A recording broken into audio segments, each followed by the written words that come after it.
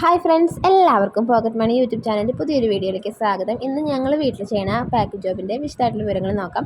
എന്തൊക്കെയാണ് പാക്ക് ചെയ്തിട്ടുള്ളതെന്ന് നോക്കാം. അപ്പോൾ ഇന്ന് ഞായറാഴ്ചയാണ്. അപ്പോൾ സെയിലാവാത്ത കുറച്ച് ഐറ്റംസ് ഉണ്ട് ഈ ആഴ്ചയിൽ. അപ്പോൾ അത് നാളെ കൊണ്ട് സെയിൽ ചെയ്യാനുള്ളതാണ്. അപ്പോൾ അത് എന്തൊക്കെയാണുള്ളതെന്ന് കുറച്ച് ഐറ്റംസ് ഉള്ളോട്ട് ബാക്കിയൊക്കെ സെയിലായിപ്പോയി. മുളകുണ്ട്, കൊണ്ടാട്ട മുളകാണ്. പിന്നെ ഫ്രെയിംസ് ആണ്. ഫ്രെയിംസ് പല റേറ്റിലും പല ഷേപ്പിലൊക്കെ വരുന്നുണ്ട്. പാനിപ്പൂരി ഉണ്ട്, ബാറ്റ് ഉണ്ട്. ഇതൊരു 25ഓളം വെറൈറ്റി ഉണ്ട് കേട്ടോ. അപ്പോൾ നല്ല സെയിലാണ്. കാരണം ഇപ്പോൾ പുറമേ നിന്നൊക്കെ എന്തെങ്കിലും സ്നാക്സൊക്കെ വാങ്ങിക്കൊടുക്കുന്നതിന് പകരം ഇപ്പോൾ ഈ ഭാഗത്തുള്ള അമ്മമാരൊക്കെ കുട്ടികൾക്ക് സ്കൂളിലോട്ട് വരുമ്പോൾ ഇടയ്ക്ക് എല്ലാ ദിവസവും കൊടുത്താൽ അവർക്ക് എണ്ണ ശരിയാവില്ല. ഇടയ്ക്കിടയ്ക്ക് ഇത് തന്നെയാണ് കൊടുക്കുന്നത്. അപ്പോൾ അവർക്ക് നല്ല സമാധാനമായിട്ട് കഴിക്കും. കാരണം ഇപ്പോൾ നമുക്ക് കടകളിൽ നിന്നൊക്കെ വാങ്ങുന്നതാകുമ്പോൾ എത്രയോ ദിവസം മുമ്പ് പാക്ക് ചെയ്ത് വച്ചിട്ടുള്ളതായിരിക്കും. നമ്മൾ ഫ്രഷ് ആയിട്ട് വറുത്ത് കൊടുക്കുമ്പോൾ നമുക്ക് പേടിക്കാനില്ലല്ലോ. അപ്പോൾ അതുകൊണ്ട് നമുക്ക് നല്ല സെയിലുണ്ട്. പിന്നെ ഉള്ളത് അച്ചാറാണ്.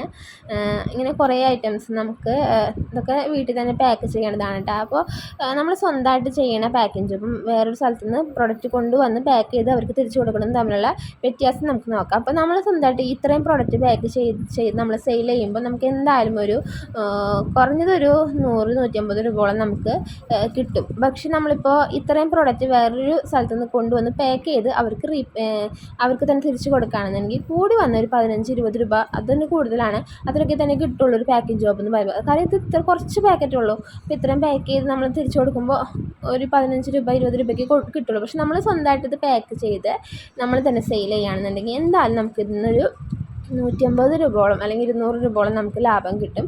പക്ഷെ നമ്മൾ റീപാക്കിംഗ് ബിസിനസ് ആകുമ്പോൾ നമ്മൾ പ്രൊഡക്റ്റ് കൊണ്ടുവന്ന് അവർക്ക് തന്നെ തിരിച്ചു കൊടുക്കുക. നമ്മൾ സെയിലൊന്നും കണ്ടുപിടിക്കേണ്ട ആവശ്യമില്ല.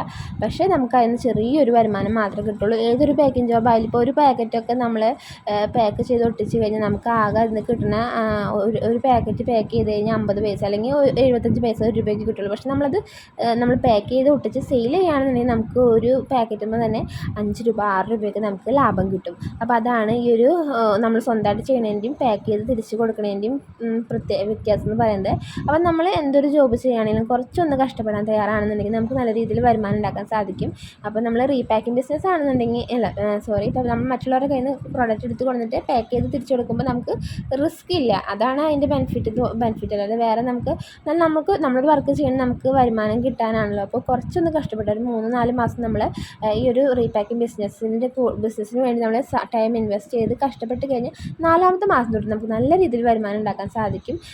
ഞങ്ങളുടെ അനുഭവമാണ് പറയുന്നത്. അപ്പോൾ നിങ്ങൾക്ക് ഈ ഒരു റീപാക്കിംഗ് ബിസിനസ് പ്രൊഡക്റ്റുകൾ പാക്ക് ചെയ്ത് സെയിൽ ചെയ്യണതിൻ്റെ കാര്യങ്ങൾ കൂടുതലായിട്ട് അറിയണമെന്നുണ്ടെങ്കിൽ കമൻറ്റായിട്ട് രേഖപ്പെടുത്തി കഴിഞ്ഞാൽ ഞങ്ങൾ നിങ്ങൾക്ക് അറിയേണ്ട കാര്യങ്ങളൊക്കെ ഉൾക്കൊള്ളിച്ച് നമ്മൾ ചെയ്യുന്ന കാര്യങ്ങളും നമ്മുടെ അനുഭവങ്ങളും എല്ലാം ഉൾക്കൊള്ളിച്ച് കറക്റ്റായിട്ട് എത്ര പ്രൊഡക്റ്റ് വെച്ച് നമ്മൾ പാക്ക് ചെയ്യണം, എത്ര ക്വാണ്ടിറ്റി പാക്ക് ചെയ്യണം, അതിന് സെയിൽ ചെയ്യുന്ന റേറ്റ് എങ്ങനെയാണ് സെയിൽ ചെയ്യണത്, എങ്ങനെയാണ് മാർക്കറ്റിംഗ് പിടിക്കുന്നത്, വീടുകളിലാണോ കടകളിലാണോ കൂടുതൽ സെയിൽ ചെയ്യേണ്ടത്, എല്ലാ കാര്യങ്ങളും ഉൾക്കൊള്ളിച്ചുകൊണ്ട് ഒരു വീഡിയോ ചെയ്യണതാണ്. അപ്പോൾ നിങ്ങൾ എന്തായാലും നിങ്ങളുടെ അഭിപ്രായങ്ങൾ കമൻറ്റായിട്ട് രേഖപ്പെടുത്തുക. എല്ലാവർക്കും വീട്ടിലിരുന്ന് നല്ലൊരു വരുമാനം ഉണ്ടാക്കാൻ സാധിക്കട്ടെ, എന്തെങ്കിലും ഒരു വരുമാന മാർഗ്ഗം എല്ലാവർക്കും കിട്ടട്ടെ എന്ന് ആശംസിച്ചുകൊണ്ട് പുതിയൊരു വീഡിയോ ആയിട്ട് വീണ്ടും വരാം. അതുവരെയും എല്ലാവർക്കും ബൈ.